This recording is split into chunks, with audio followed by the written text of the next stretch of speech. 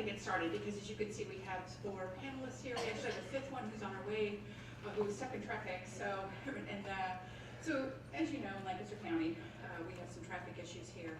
My name is Dr. Teresa Russell-Loretz. I am the chair of the Department of Communication and Theater. I also want to introduce you to my colleague, Dr. Stacy Irwin. Dr. Irwin teaches a course in media and women's culture, so she'll be able to offer some contributions as well to our discussion here today. I'm very mindful of the fact that we really want to hear from the women that we have here, and so this will be essentially, I'm throwing 3 questions to them, and Dr. Irwin can also interject here and ask some follow-up questions. We will save some time for questions and answers from the audience as well. So again, we have a stellar team of women to talk about their experiences and advice to women and others who aspire to have a successful career in the media, as well as to understand some of the issues that promote or prevent women from having power, influence, and access in and on the media, whether it's people behind or in front of the camera. I'm mindful that we don't have much time, as I said, so I'm going to get to their introductions really briefly, and I'm going to ask them to fill in for us here. So to my right is Barbara Hirota, who is managing editor of the Sunday Newspaper Publishing Company in Lancaster. Ms. Hirota most recently served as news editor of the Sunday Newspaper Publishing Company. And again, you can fill in the blanks there, because that's a very brief overview of that. Thank you so much. Michelle Cruz, on her right, has served as morning show host for 11 years on the Dennis and Michelle Morning Show on Fun 101.3. She's a Millersville University graduate in speech communication with a concentration in public relations. She's from Langhorne, Pennsylvania, the daughter of 2 Cuban immigrants, and she has a bachelor's degree in communication public relations with a minor in Spanish from Millersville University, where she played Rizzo in Grease, by the way. So, she fell in love with radio here at Millersville and started her career doing traffic reports for many radio stations. She's worked in Philadelphia, in Baltimore, and Central Pennsylvania, and in 2002 she was approached to do mornings with her friend Dennis Mitchell on Cat Country 106.7. Dennis and Michelle have won 8 Pennsylvania Association of Broadcasting Awards, and last year were nominated for a Marconi Award by the National Association of Broadcasters. That's Michelle. Becca Nyer is on the left here. She's an Emmy-nominated photojournalist at WUSA 9 in Washington, D.C. She graduated from Millersville University in 2013, and she's happy to call Central Pennsylvania home. And prior to D.C., she worked at Fox 43, starting as a production assistant and working her way up to being a photographer. In her free time, you can find Becca working on her chef skills in the kitchen, collecting vinyl, or giving her little brother anything he wants. She's also on the hunt for the best pizza, and she's open to suggestions, so keep that in mind. Samantha Galvez joined the Fox 43 News team in July 2018. Prior to that, she worked at the York County Economic Alliance as a marketing communication manager. She graduated from Millersville University in speech communication and broadcasting, concentrating in broadcasting. In 2013, she was a one-woman reporter in Hazleton, and then she moved to Harrison, Virginia to join WHSV as an anchor and reporter in 2014. She was also a reporter on ABC 27 News in Harrisburg, and in 2017, she was nominated for an Emmy Award for her reporting. So again, you can see we have a very stellar group of women here to talk about their experiences. One of the women who could not be here today was Claudia Gadames, and Claudia is from El Salvador, Central America. She arrived in the USA in 2000. She studied communication and obtained a master's degree in business administration. She worked at an advertising agency and as an account executive for 6 years, and later was the general manager for Megavision Group, MTV, and Nickelodeon. Today, she is the general manager of Saco Broadcasting, WLCH-FM, and Telecentra. So again, if you'll give a warm round of applause for our panelists, I really appreciate that. We have one more that will be joining us, and again, hopefully she won't be too out of breath when she joins us, so we'll give her a moment to catch her breath, but that's Paula Knudsen-Burke, and she is an investigative reporter with the Caucus, which is no longer a print-only publication of LNP, as of last week, I think. Yeah. She has a bachelor's degree from Pennsylvania State University and a JD from Dickinson School of Law at Penn State University. So she will be joining us. And with that, I want to kind of open with our 3 questions. The first question is about the past, the next question is about the present, and the following question is about the future. So what were your experiences as a woman in a media career? That's our first question for them. And what advice would you give young women who aspire to a career in media? And have you seen changes in the media industry since the Me Too movement took center stage? And if you haven't seen changes, what changes would you like to see? So those are the three broad questions I've given to them. I will tell you that Claudia did send some words that she would like to share with people. She told me that working in media is a passion for her. I must confess it hasn't been easy, especially because when I first started working in media 28 years ago, that was a job strictly for men, at least in El Salvador. And they were very tough on any woman, and of course I wasn't the exception. Thankfully, I learned how to work with them at a point where they appreciate and respected me and wanted to work with me. So that's her words about her past experiences, very broad experiences. I told Barbara that I had watched her on a panel before where she talked about some of her experiences in the past, and she did tell me a great story. It wasn't really a great story in the sense that it was one that you would like to say is part of your experiences, but it did, I think, capture what women had gone through in the media. So again, I'm going to let Barbara lead off with that question about what were your experiences in the media. I'm going to sit down, and then we'll close with Dr. Irwin here, closing. Thank you very much. Okay, can you hear me? Okay. I'm going to just start off by just to update my information. Right now, I am the community liaison at LNP Media Group. Prior to that, I've held almost every position that there is in the newsroom except for sports editor or photographer. I'm not particularly skilled at my photography.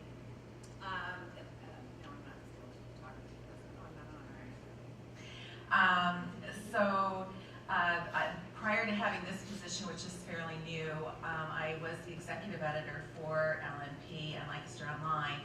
And that is kind of a cool thing because I was the first woman in the history of LNP to run the newsroom, and the newsroom is 224 years old. So that's a pretty good thing, and it gave me a lot of experiences.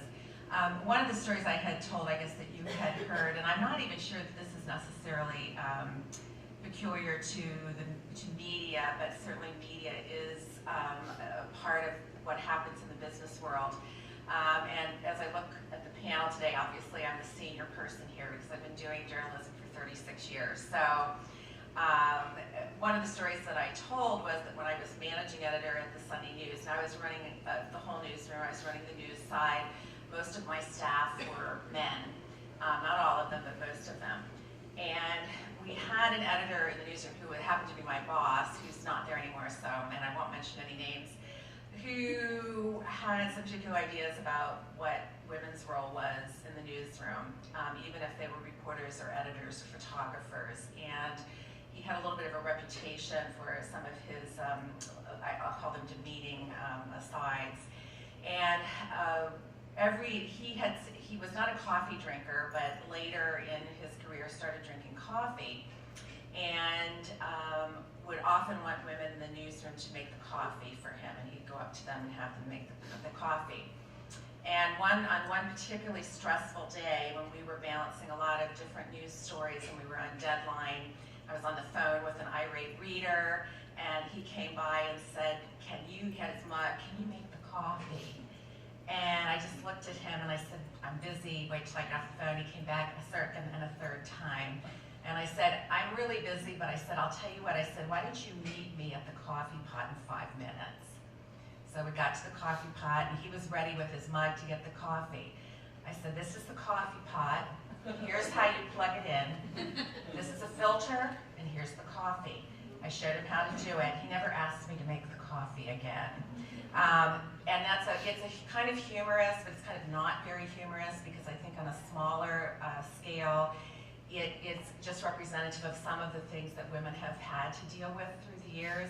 And certainly during my tenure in journalism, I worked my way up from a general assignment reporter.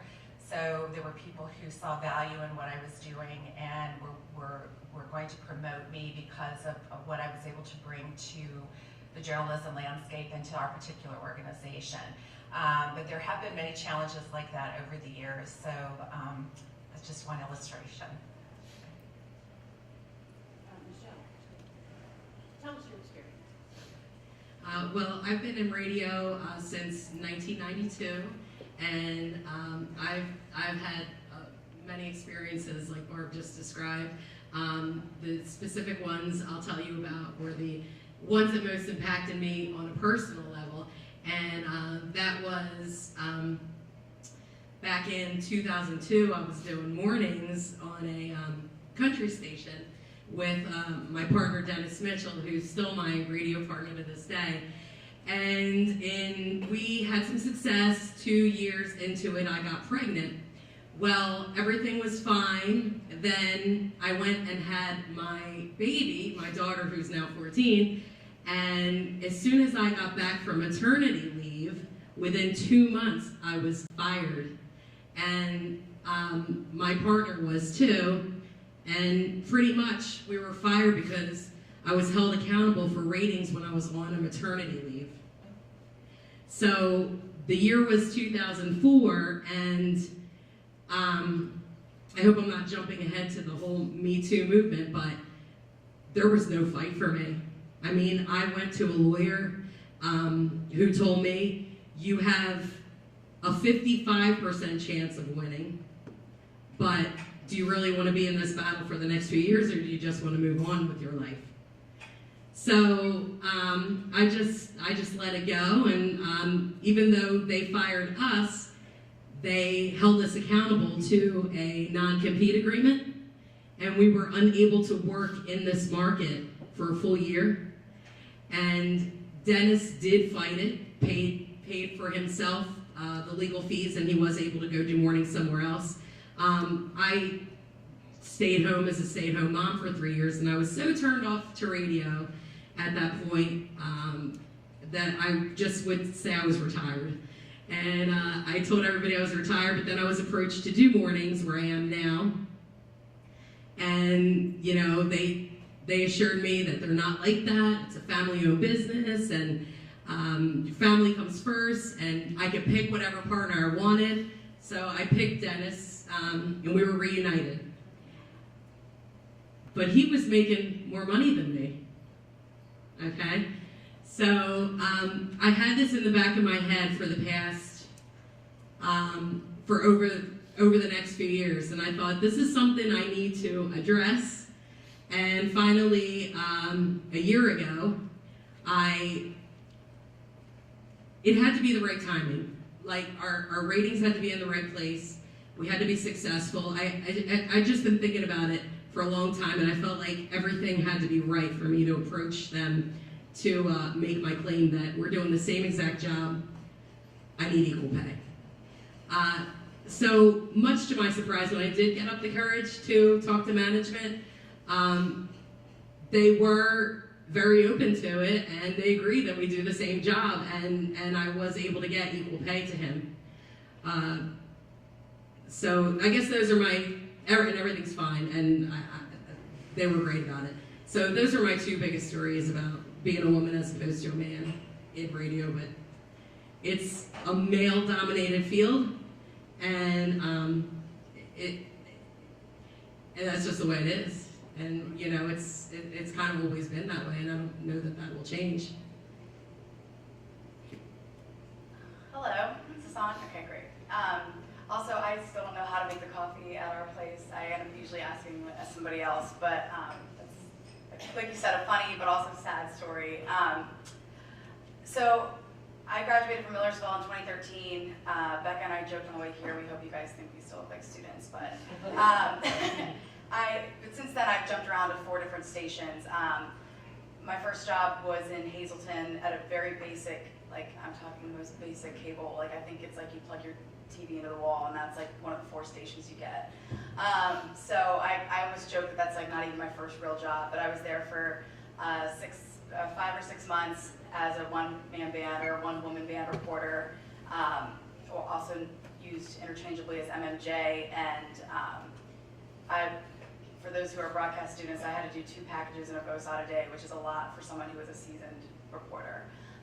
So that was a big wake-up call of, into the business, and I had worked under a family, so it wasn't really like a male or female, there wasn't really that kind of a feeling there. But then when I went to my after I left there, which by the way, they got a leak in their ceiling and laid off all of their employees. noise because they could not afford to pay for the leak, to fix the leak. When I went to my first job at an affiliate, an ABC station in Harrisonburg, Virginia, I had always been told that the male reporters made more, if you feel like incoming, you hadn't been there that long, but I had heard that they made more than the female reporters. But I think I, at the time, was just so grateful to get another second shot in TV because,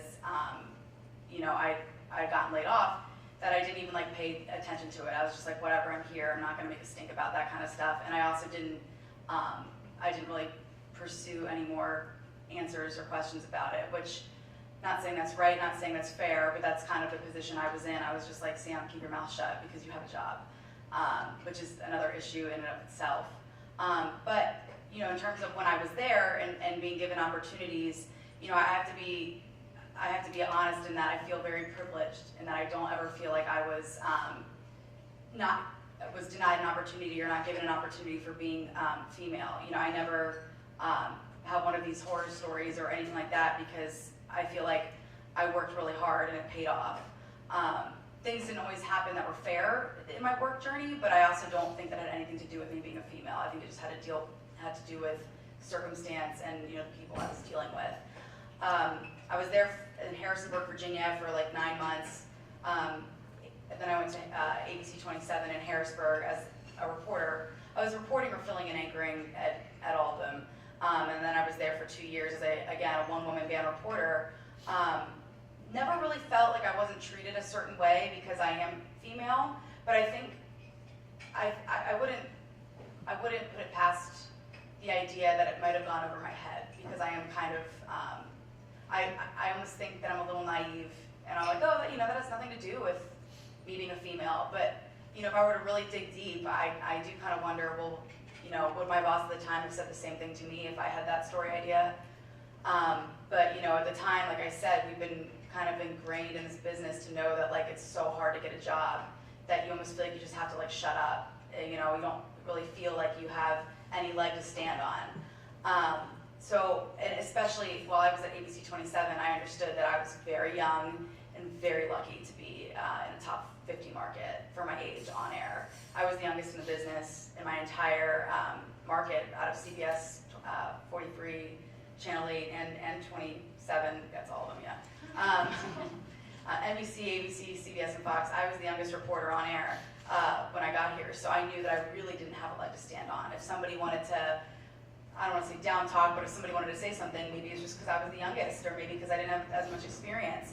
I chose to leave 27 after 2 years. My non-compete, my contract was up. I went to a job in marketing because I was tired of getting paid nothing. I was tired of working every single weekend, and I was tired of one-man banding it. And I say one-man band because to me the term doesn't offend me. It just means that you're your own camera operator and your own writer. You produce, write, edit everything that you do. Out of the work field, or aside from the administration and managers, there were a couple times I felt very uncomfortable being a one-man band reporter. If I got sent to a homicide, or if I got sent to a stabbing, or standoff, it was just me. I mean, I was, I didn't have somebody else to back me up, or even to just make sure I was safe. Obviously, in every newsroom, the first rule is safety. A news director will tell you, if you don't feel safe, get out. But so are we going to be the only station that doesn't have that story because I didn't feel safe? It's a lot of pressure. You don't want to let anybody down. And there would be people who think of you like, oh, she didn't go on the story because she didn't feel safe. But I mean, I did have a few circumstances where I was either catcalled, and you can brush that off, or I had people who were angry, stop recording, coming near me. One guy threatened to hurt me, and my news director was like, well, are you okay? Yeah, deadline's still at 5. So I took a year off to do marketing to get because I was tired of my quality of life being lower. And as of July, I'm now back in the business at Fox 43 as a reporter. I would say I probably felt the most empowered at this station, whether it's because I am just experienced, whether it's because I'm in good graces with my boss. I would like to think it's not because anything to do with my gender, but I do feel like this is the first place that's really taken me seriously, has seen my value, has seen my worth, knows that I've had experience in this market specifically, and so that that's something that I'm really happy about. But I really will have to say I've been very privileged in that I have not ever felt the direct impacts of being female. And when I told my boss about this conference, he laughed for a second because he goes, "I can't get any males to apply. We have so many female reporters." And he even said, because he just said, "I wish I could get more males to apply for reporter gigs." So it really just depends on where you are, where you're working and that kind of thing. But that's in a nutshell. Okay, I'm gonna get lost in thought because I don't speak for a living. I'm a photographer or a photojournalist, so I guess my biggest struggle is that nobody realizes that I'm the photographer because it's a reporter and a camera man. So I remember one particular incident. I've been keeping notes, so I'm gonna try to stay on task. Where the photographer normally drives to and from the in the field shoots.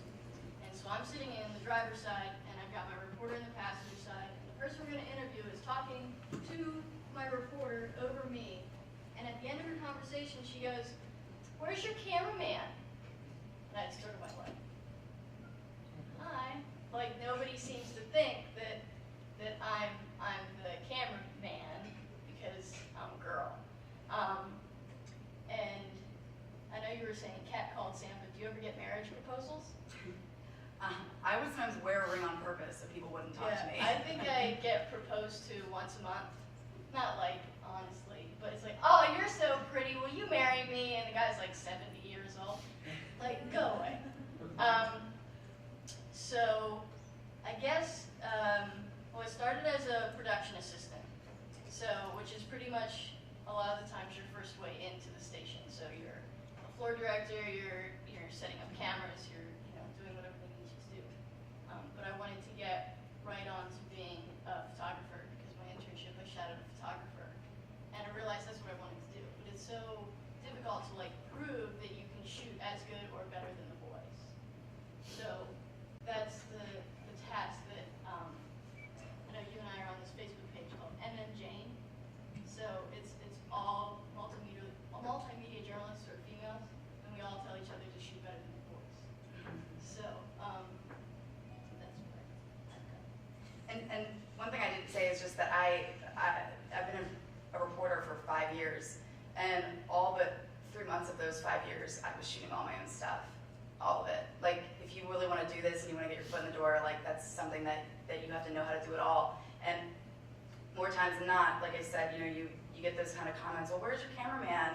Well, you're looking at her, and you're looking at I can do all of it, thank you. Yeah, and I will say this: Becca's one of the best photographers I've ever seen, but she's better than half the boys. So. I actually got the other day, in my shop there is one other female photojournalist, and she works night side and I work the morning show. And most of the photographers are men, and they're in their 50s and their 60s, they're kind of on their way out. And one of them told me the other day that I was the best. And that sort of just was like, I made it.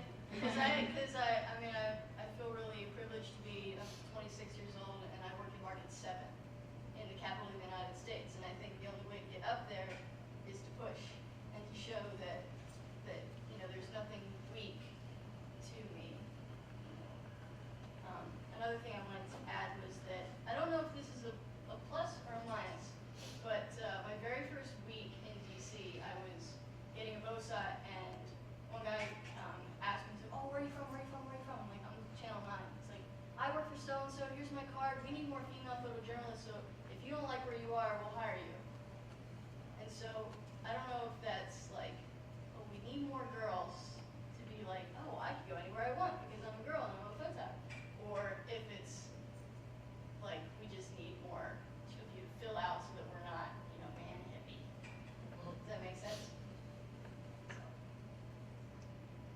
Paula. Hi, I'm Paula, and I'm so sorry I'm late. And can you see me okay? I'm Paula Canute. Meisenberg, and I am not the editor of the caucus. Thank you for the promotion. I am an investigative reporter. Our editor is Tom Merce, and I'll tell him that I got a promotion. He'll love that. I was gonna text him about that. Send him a picture. I have been with the caucus. We're a new print publication of LNP Media Group. So Barb, you heard from Barb. She's at our parent company. But I brought copies along, and they're in the back. Please take one. Up until very recently, we were print only.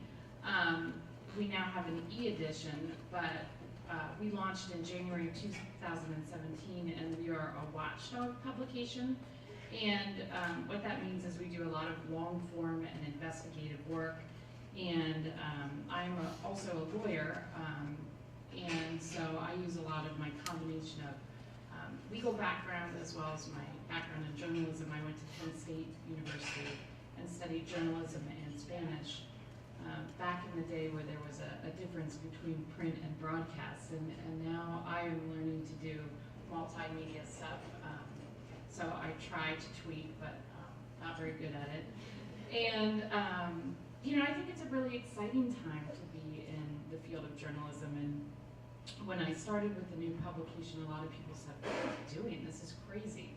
And I said, "This is really exciting. There are so many opportunities now with print, digital, video, podcasts that I think it's a really exciting time to be in the field." And on the side of investigative reporting, I'm one of a very small team, but we are going to be getting bigger. We just announced last month that we will be working in collaboration with the Philadelphia Inquirer and the Pittsburgh Post-Gazette in a new effort that will be called Spotlight PA. There's a lot of appetite for investigative journalism and deep reporting. So I, in some sense, am a new reporter because I've spent most of my professional career in the legal field.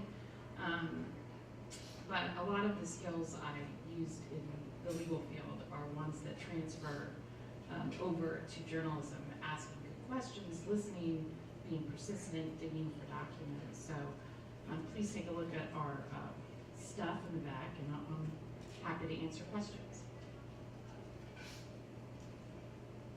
Dr. Irwin, did you have a question you wanted to pose to the panel? No, did they answer all three of yours? I don't know. Oh, they were supposed to be. I thought it was like one on one. Yeah. So if any of the panelists have further, I would just say just a few things, and again, I'll hold out my senior credentials here. I would say a few things to all of you because you're younger than I am, and certainly many of you in school are starting out your careers, and even to the colleagues on the panel here. I would say that if women today feel that they're not being treated differently or feel that they're being treated more fairly, that's largely because of women who came before them. So I think it's important, and I'm not counting myself in there. I mean, I would hope that some people might see me in that role, but certainly there were people, women and men, who preceded me who have made that possible. I also think it's really important, though, that women today and men, everyone, be aware of their surroundings and discrimination and inequities in the workplace. It's not something that just happens in this particular industry. It happens wherever there are people and wherever there's power. And so I think it's important to remember that. And just a few things I would mention too is that we do a lot now at the paper. I oversee our editorial department and our opinion pages, which makes my hair almost want to fall out most days. Because we live in a very polarized political environment, and that's another question if we want to get into that. But we've editorialized a lot about domestic violence, about the Me Too movement, about a lot of issues that impact not only young women and families, but our society as a whole. And that's part of our responsibility as a newspaper and as a media outlet. I would also, though, add to that that we have responsibilities. I do, you do, as you come into the workforce as women in how we treat other women. And I will tell you that my experience has been, and I tell, it's funny, I never know what kind of a reaction I'm gonna get, because when I talk to groups, particularly women's groups, I say this, and I'm not sure if they're gonna throw tomatoes at me or not. Women do, my experience has been, do an atrocious job of lifting up other women. They do an atrocious job of being good mentors for other women. And that doesn't mean that there aren't good female mentors out there, or that I haven't had a good female mentor. I'm just talking across time and across what I've witnessed and experienced. And when I was working my way up through the newspaper business, I think part of the dynamic was there were very few women at all in the business, and if they were in very traditional kinds of jobs. So they were, the women who were in the feature section, and there's nothing wrong with that, or they were, doing the lifestyle section, they were pulling the weddings together. So when a woman got into a position that had any kind of power or was in a management position, instead of helping to lift up other women who were coming along, they would typically do everything they could to stamp them back down into the dirt. So one of the things I think that would be really helpful, and I still don't see enough of it, is that certainly older and experienced women, I would like to see them do a better job of mentoring young women, encouraging them, helping them to kind of see what, help them to grow and those kinds of things. I'd also like to see more of that among women, just whether they're in lateral positions or whatever the situation is, because I don't think it makes for a very healthy work environment. So I don't want to sound like a downer, because I work with wonderful women. One of them is sitting right here. And I think they're wonderful, but I don't think we show that enough. And so that's something I would throw out to you as something that I do think is really important. And I would just tag on to that. I'm kind of in the middle. I'm 42. Transparency here is important. So I am not a junior person in my career, and I think that makes a difference. So as you're coming into your career, sometimes you might feel awkward about reaching out to a more senior person, whether it's a man or a woman, but sometimes we don't know and we're trying to reach out to you, but ask questions. It's really important to ask questions and try to get involved, and more senior women can help, but sometimes we're not quite sure what you need help with, and maybe we have a different idea of what's helping. So we have this program at the Capitol Newsroom, and it's called the Pennsylvania Legislative Correspondence Association. And this past year we had an intern from Temple University and another intern from a Southern university that I'm drawing a blank on. She'll be upset, but both were women and cycled through different newsrooms in the Capitol. But I think we all, as mentors, have different things that we can help you as younger folks grow in different areas. So I love public records, so I'm really good at helping with that. So don't be afraid to ask as well. But I would echo what Barb said. Certainly the strides that have been made for women today wouldn't have happened without our foremothers. And I would definitely point out Barb is one of the more prominent women across the state. There are not that many in the print field of prominent women in the news field. So, I would say on the print side, we still have a lot of work to go, particularly in leadership in newsrooms, and also on the investigative side. So in our little newsroom team, I am the only woman, and that's okay. But when I go to conferences and other events like that, often the people who skew into the investigative side tend to be more male. Editors tend to be male. Publishers are almost exclusively men here in the state of Pennsylvania. So there's still a lot of growth at the top that needs to happen. Well, and there's a good side to that too, because I always laugh. I try to look for the funny side when you go to conferences or even meetings I go to where I'm often the only woman. When we break, there is never a line at the bathroom. So there's always a good side. How many comm majors do we have in here? Raise them high. So Yeah, we let me can see.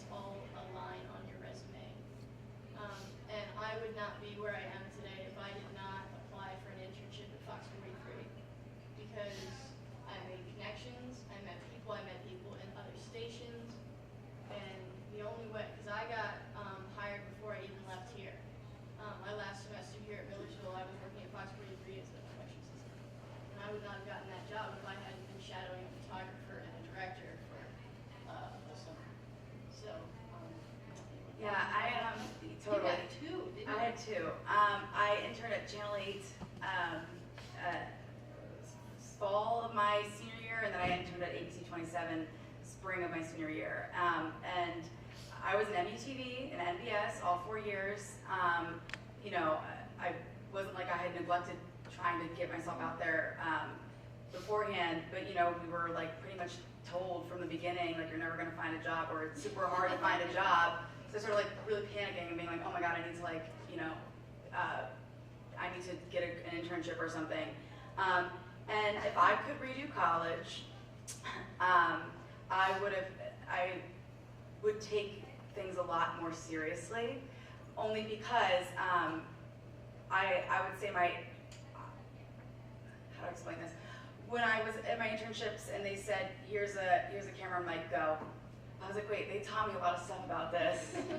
But I had to do everything wrong. I had to literally have to come back with blue video, no audio, you know, didn't even know there were filters for inside and out. I'm so sorry, Dr. Irwin, you taught me how to do that. But like I'm still teaching kids. my first job, they were like, Sam, they didn't teach you like filters, like inside, indoor, outdoor, and I'm like, oh my gosh, they totally did, and I just, you know what I mean? But the internships are what really got me a job, because I felt like I was forced to do it, you know what I mean? I was forced to do it. And so like I said, if I just like paid a little more attention, I would have. I took a lot from college, but at the same time, like it was the internship that made me build a reel. You have the tools here to do it for those who are, you know, journalism majors who want to be in broadcast. Like, there was no reason why I couldn't have made a reel here at Millersville. But I was at least able to shadow people who did it every day. Who literally were like if you have BNR, you get like a week to do a story. Sometimes I get an hour. I literally get an hour to do everything that I would do in a week here. So the internships are very important, because you also have someone who's like breathing down your neck a little bit, saying, no, do it again. Like, I would do a stand up and they'd be like, we're not moving here until you do it right. And I would just think, oh my gosh. So, but that's something that you can't get here, because you guys are all students. So internships really, really are, I would say, the reason why I got my foot in the door completely. But thank you, Dr. Irwin, for everything you ever taught me. I did a documentary here in my last semester that got me my photography job. That was last semester. Yeah, and it wasn't even like part of the curriculum. No, I think I either had to do like a 500-page website, and I was like, can I do a documentary instead? Like, I want to be a photographer, and that's been on my reel. Well, it's not on my reel anymore because I can shoot a lot better now. But yeah, that got me my first photography job. So thank you. To add to what Becca just said, did you hear how she thought outside the box? When you do get that internship, be available, make yourself stand out more than any intern there. One thing I've noticed is that the interns that we've had, my experience has been kind of, they do what they're told and go home. And you know, in their mind, I did everything they asked, but the way to make yourself stand out is to do that extra project, or volunteer, or what else can I do? How can I help you more? How can I help you more? Because if you're doing the minimum, you're kind of wasting your time. I mean, you will be able to write it on your resume, but the place where you're doing the internship might very well consider giving you a job if you do make yourself stand out. Yeah, I followed a photog during my summer, and I worked with him on Tuesdays, and they would joke, oh, it's Tuesday, Bill doesn't have to work today, because I would go and shoot everything. He would get the list in the morning, and he would usually conduct the interview because I was too nervous, but I would shoot and edit all of it, and that was not part of it. I want to turn your attention. I love hearing about your internship experiences and the transition between being a college student and being in a career in the industry. But one of the other criticisms of media is their representation of women. And so I wanted to kind of turn to that and get your insights about that. Sam, you're the person that's on camera probably the most. And at the same panel where I heard Barb tell her story, I also heard another anchor tell a story about, the kind of restrictions on particularly women's bodies, what they need to look like, the makeup that they have to put on, they have to pay attention to whether they gain weight,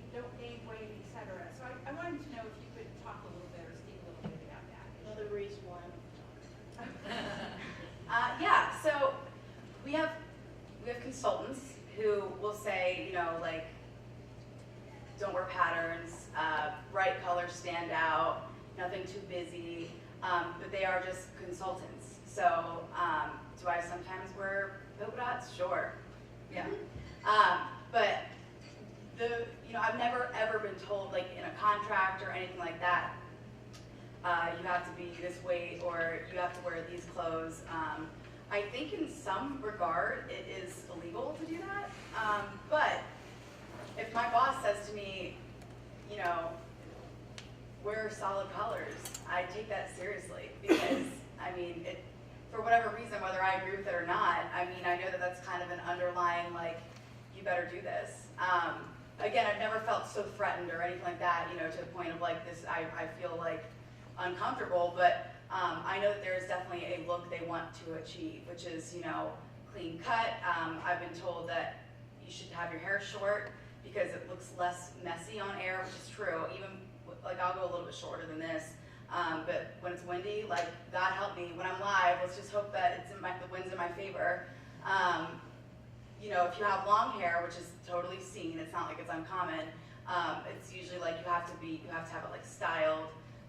And even if you don't, like, sometimes I'll look at myself and like when I'm rewatching some of the stuff I've done, and I'll just say, I look really young with long hair. Like, I had hair, I donated like 10 inches before I went back into news in July, and the difference was like crazy. Like, I looked more like an adult, and the reason I say that is because this is kind of the sad part, but people will take you more seriously if you look older. People look at me like I'm a child when I have long hair. So if I want you to, like, believe the words I'm saying, and that means I gotta cut my hair, I'll do it. And so, like I said, I've never been, like, written on paper, like, you have to look a certain way, but the expectation is really there. And it kind of, like, works, it doesn't, like, totally super, inconvenience me, so it's okay, but there are times that I find it very difficult to figure out what to wear because, or what to look like, because, you get criticism from viewers, not just your bosses. Viewers have literally written in, saying, like, I don't like, why did that person trim their beard? Or why, that color didn't look great on Sam? And not that I really give a whatever about those people, but it is really out there, and I have to think twice. Like when I was in marketing for that 1 year, last year, I loved going to work in a ponytail. I was like, this is awesome. I could just put my hair in a ponytail and wear glasses today.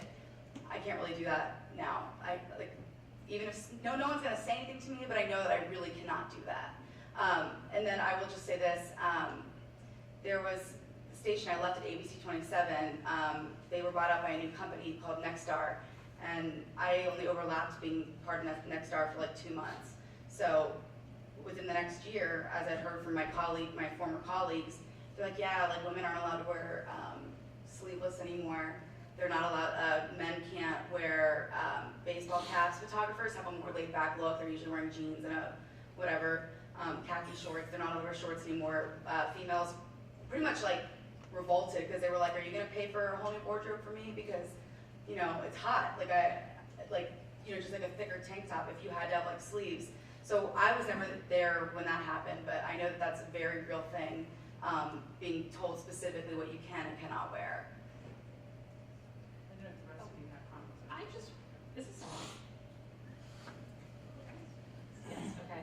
I just wanted to address the question of representation of who we cover and how we cover them. And so I think one of the benefits of having a diverse newsroom and press pool is that as women, we have different life experiences and we may look at things differently. So we've been covering the Me Too movement a lot in our newsroom. And our piece last week was about women in the state Senate who have filed lawsuits about being subject to sexual harassment and discrimination and retaliation. And a piece I also brought along was about sex trafficking. And I went to a shelter in Kensington in Philadelphia, which is a neighborhood that's been really hard hit with the opioid crisis, but also has a lot of open air sex trafficking, mostly women, but also men and some children as well. But I think having women in your newsroom and having women in leadership helps you make the news more diverse and put in different voices than you might otherwise. So in terms of representation of women, I think having more women in the news-making process helps bring in different voices and different sources. And there's a lot of research about how often women are cited as experts in stories. And unfortunately, the statistics there are quite grim, that there are many fewer women cited as experts. And this is across genres, whether it's broadcast or print, that men are more frequently cited as experts and sources. So I think representation of women is not just us, it's how we cover women in stories. And you'll most often hear about this in terms of describing candidates. So when Hillary Clinton was running for president, she was often described in terms of what she was wearing. And that you will see that kind of down the ballot as well. And also women described in terms of what does their husband do. So we just, in this week's edition, we interviewed a woman who's uncontested in Philadelphia. She actually used to be a reporter for WHYY. And we didn't write anything about her husband. It doesn't, I mean, it's interesting, but we actually wanted to know about her public policy position. So I think how we cover women and who we choose to include in our coverage is also part of this question of representation. I just thought it was interesting, going back to the what to wear or whatever. A few years ago, there was a guy, a real anchor, I don't remember where he was, but he decided to wear the same suit every day on air for 365 days. Same co-anchor, she, whatever, wore different outfits. Now he had a different, undershirt, whatever, different button down, but same like blue suit, and no one said a word. No one even noticed. Like, I think finally he came out with it and was like, guys, I've worn the same suit for 365 days. And I don't remember like any other details about it, but it always stuck with me because I was like, oh my gosh, if I wore the same blazer twice, like you guys would know. Like twice over the course of 2 weeks, people would notice. Now, consultants have told me not to wear blazers anymore, so that's not an issue. But I mean, yeah, like that's a male versus female, type of thing where male gets away with it because, it is what it is. And, I think a female will be very scrutinized for doing something like that. Why no blazers? So I have a bunch of blazers collecting dust in my closet now because I was told to wear them and then I was told not to wear them. Women should not wear blazers. And again, this is not my opinion. This is the opinion of consultants. They make you look more broad-shouldered, even if they're tailored. That's just what they've told me, is that they're not as flattering as a form-fitting dress. I wonder why. That's literally what I've been told, is that it's just that it's not as flattering, and dresses look nicer. I think Barb and I are kind of looking at each other like, well, because it makes you look more manly, correct? Yeah.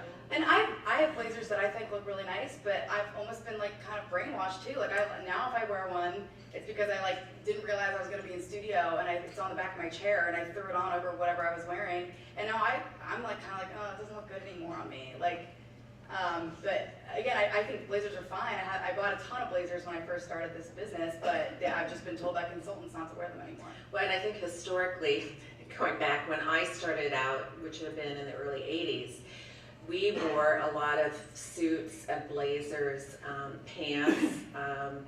I remember even a time where we actually wore ties a lot and that sort of thing. And I really do think it was an effort on the part of women, whether it was conscious or subconscious, to show that they were the same as men. And it sounds silly now, but I think women were looking for every way to convey that there shouldn't be any differences because that they were women. So when I look back at some of I didn't wear that kind of stuff all the time, but I look back at some of those outfits and it makes they're awful. But I think I understand what we were going through at that time, and so there was probably a reason for that. But I don't even have many blazers anymore. And that's one of the nice things about print, even though what you said, we don't worry about that. And I remember, when I was a reporter, and I would go out and cover meetings or that sort of thing, and I'd be sitting there for hours, you know, taking notes and stuff. And the TV crew would come in sometimes like halfway through, and now this was years ago though too, and the reporter would stand in the back and she'd be putting her makeup on, and then she'd come over and say, "Can you bring me up to speed?"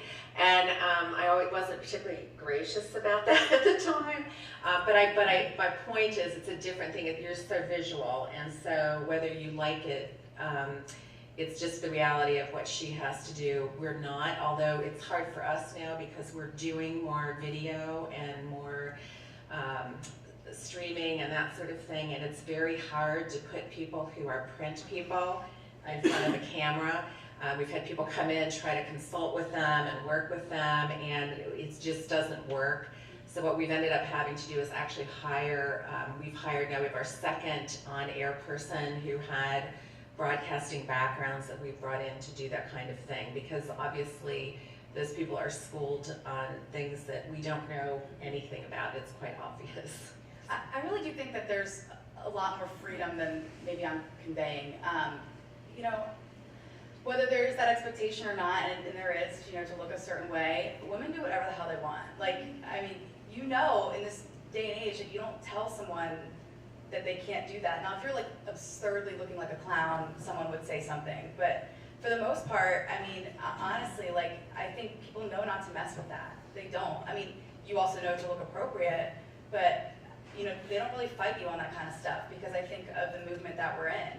And it's switching gears a little bit, as far as like women uplifting other women, I've seen some serious sabotage of people who are above or not. Sometimes not even related on gender. Sometimes people are just crappy people, and that's who they are. But like for the case of like at least in this business, it is so much more prominent to find a one-woman band reporter, whether you're in the paper or TV, or like I said, they just cutting costs. You can pay one person to do the job of many. And I can't tell you how many times out in the field, Becca was literally my competitor at one point when she worked at Fox and I was at ABC 27.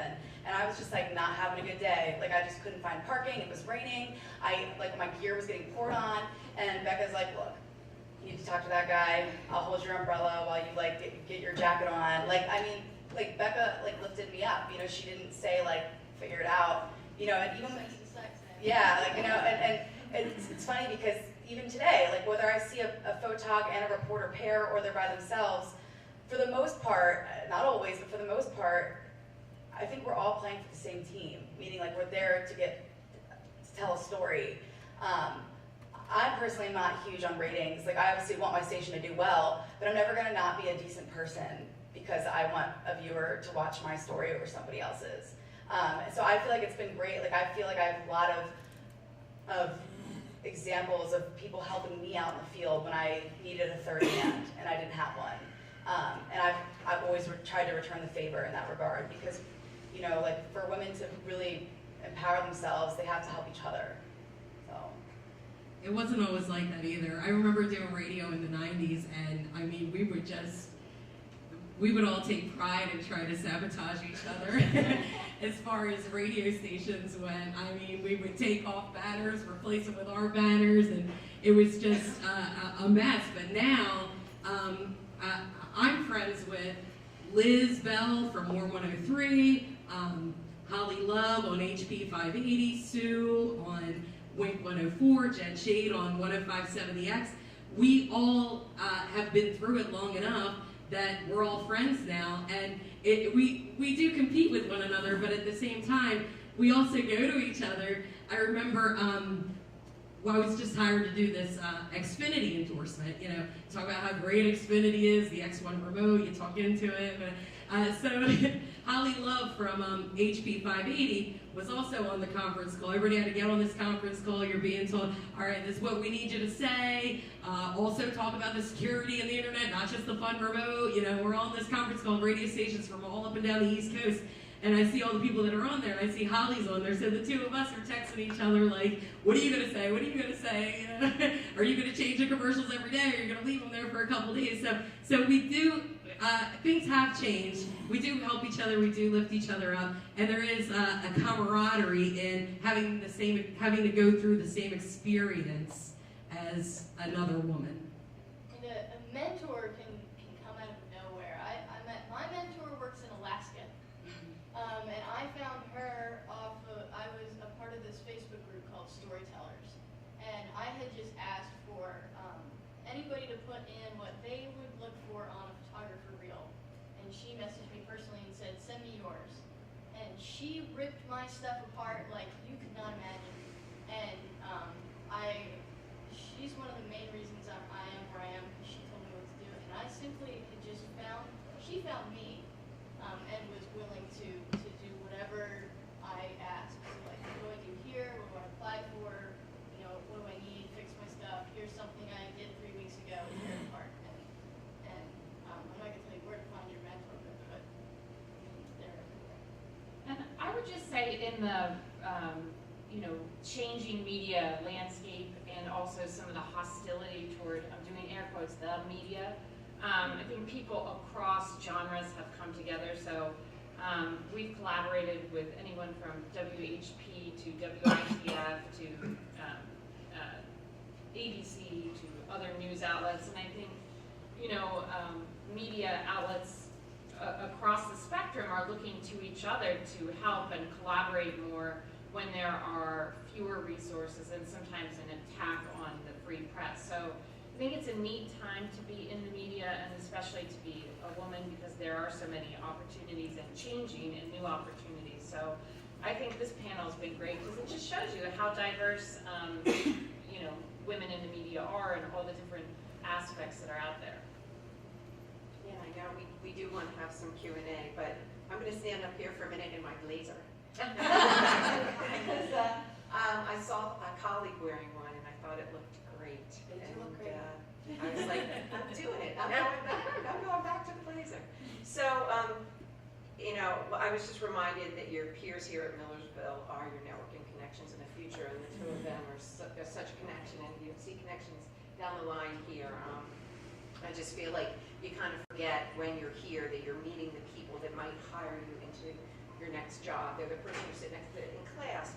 You might do a project with them, but this is the crowd that could bring you up, and I see it time and time again as advisor of MUTV and NBS. So, this is my 25th year as a media professor, and I've been a production professor the whole time, and in transparency, I'm 53.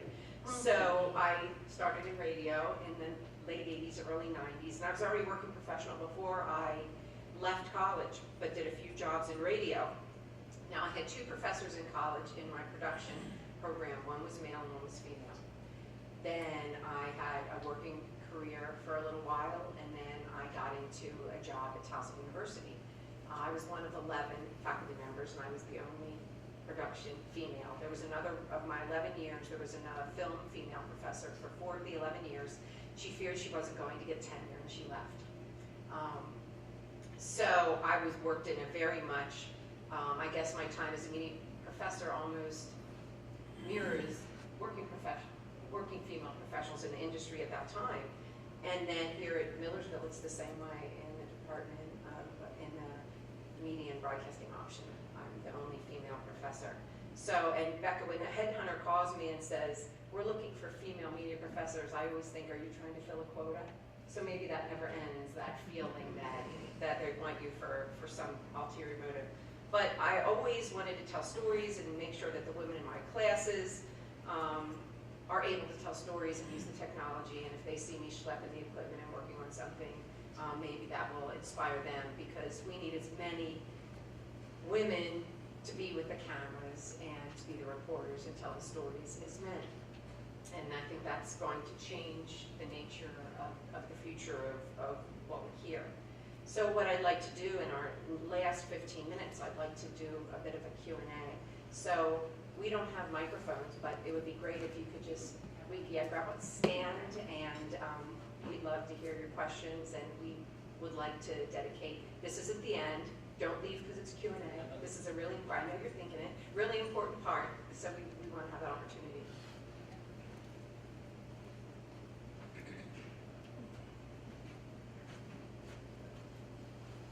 I wanted to kind of expand on the comments about dress code and the dual standard between what men wear, what women wear.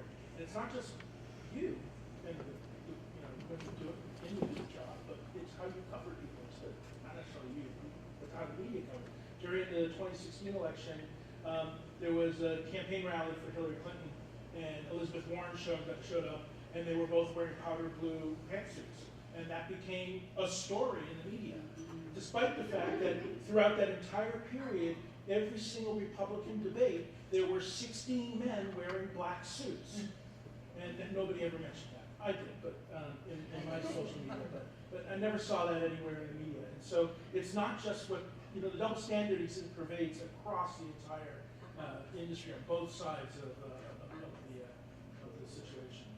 Election day, you wear purple. So of course, election day, you wear purple. Oh, really? Oh, yeah. And some Hollywood actresses now, when they're on the red carpet, they're doing the same thing where they're like, oh, tell me what you're wearing. Like, don't you want to talk about my career instead? Like, we're starting to fight back and stop answering those questions because that's also not what's important. It's good. Who's next?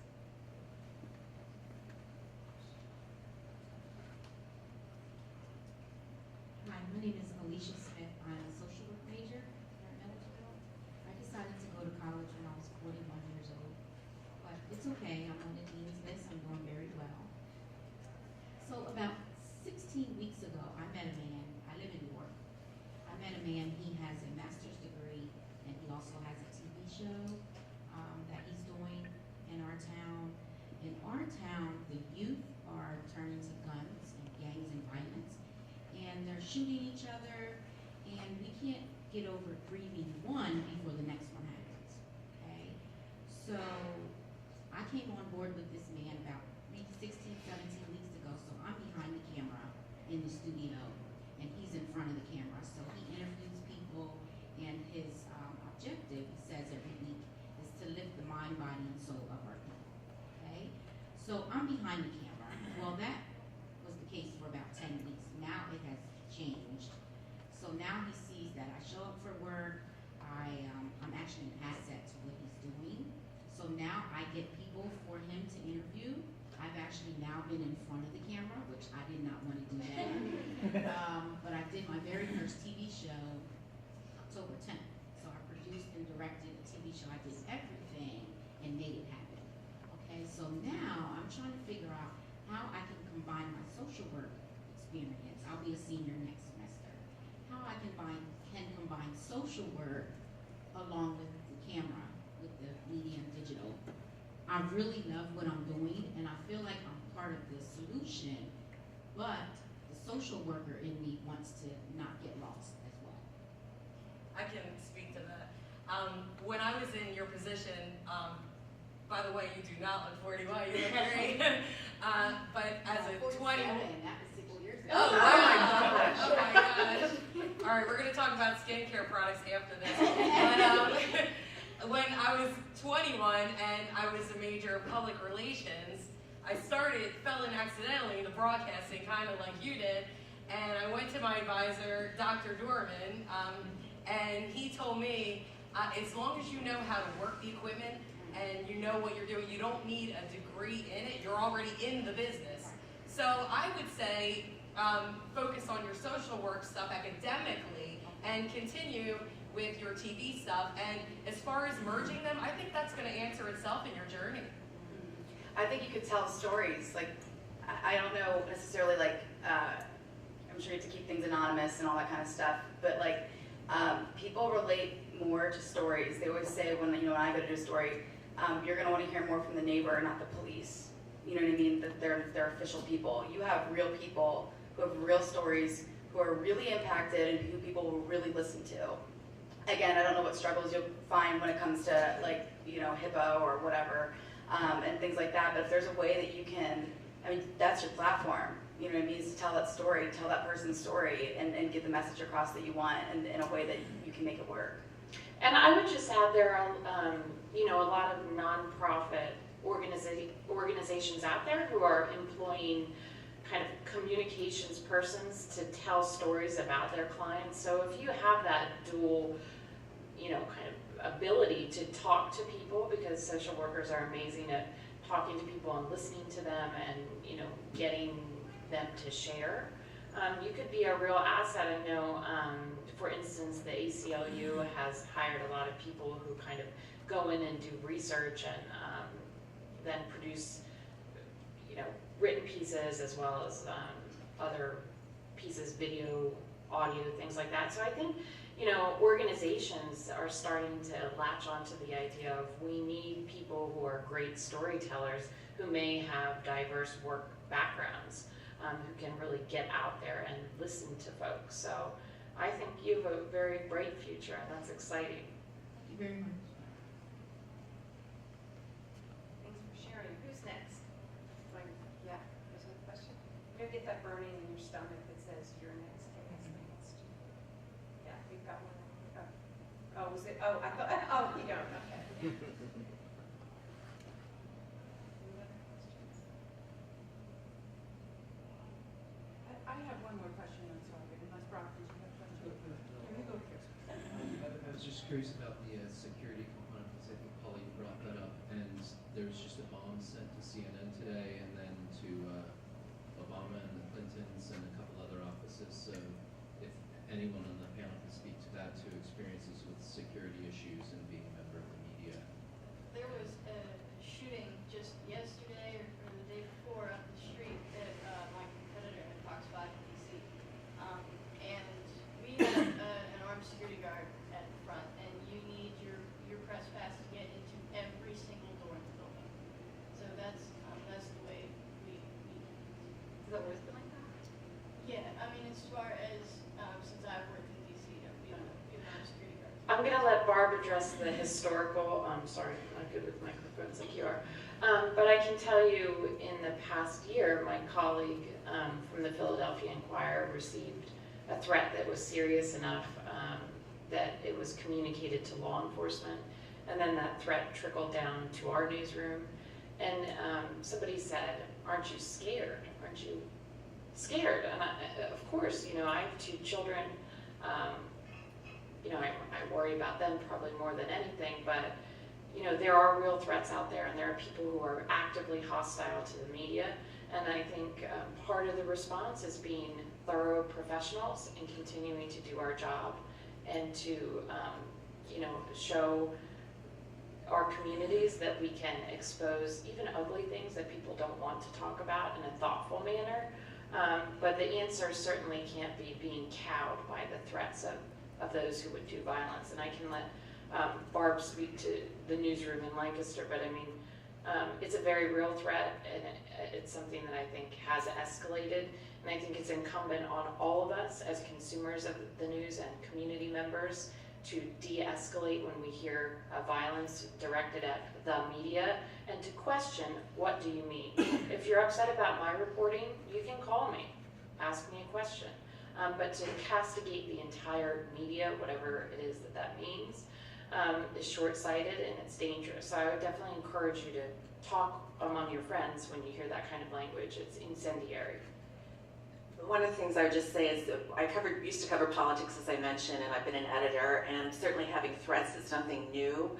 And I remember once early on in my career, I got a letter from someone who had pasted together like a ransom note, like the entire page. They had painstakingly pasted all these letters together. They were furious with me, and I actually think it was a story about pay equity or something like that. And this was a long time ago, before any of you were ever thought of. But we have changed our policies at the paper, and I would say this has been kind of escalating, and certainly I think the 2016 campaign took this to a whole new level.